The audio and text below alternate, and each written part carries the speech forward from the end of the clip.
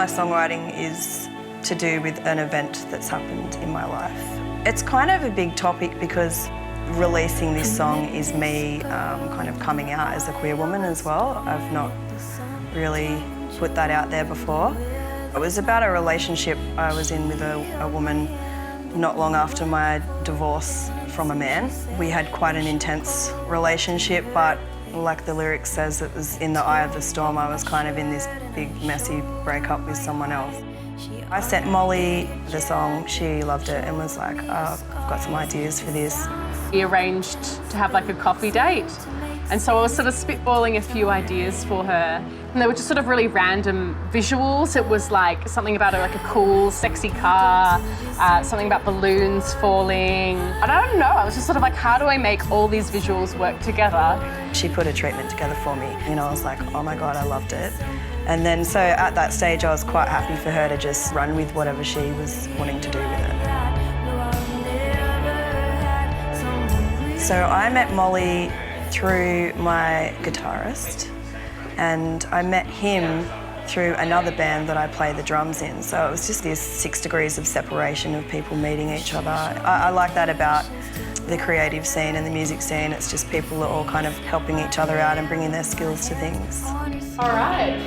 Roll camera. I'm still getting used to being on camera in a situation like that. I still find it really awkward because obviously I'm not an actor.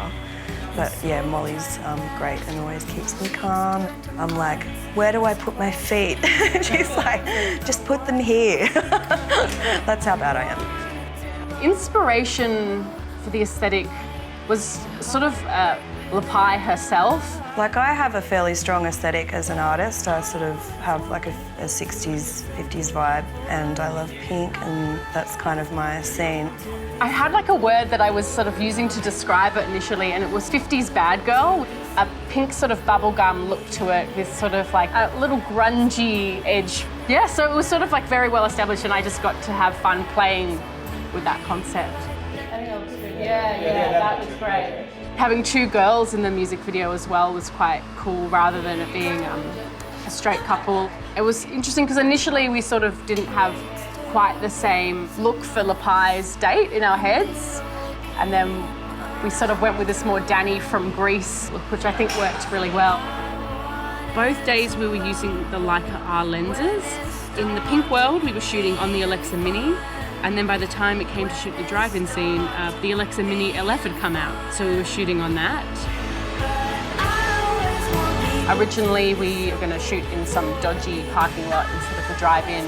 It actually became easier to get a drive-in that we could shoot than it was to try and make a parking lot work for a whole night shoot in terms of lighting, power, bathrooms. And it worked out really well because it gave us a whole new location inside the drive-in's cafe, which had a real aesthetic to it. That was really on brand. That's why I still think that it would have been better here. I don't want to go through the shoot.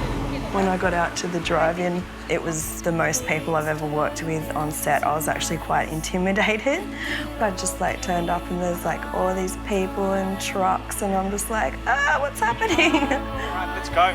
Driving the car was super scary because it was actually a really heavy car to drive. The car was from 1969 or something, didn't have power steering, and she sort of had to round this corner and pull in, and then I wanted Jani to sort of land exactly square with the window shield. Every time it sort of came towards Jani, he was freaking out about the camera, and Lappai was worried about hitting him. He was right there with the camera, and I was like, I'm gonna run people over. Which was really nice to get sort of that sort of smooth action, and it just sort of gave it a real polished look to it.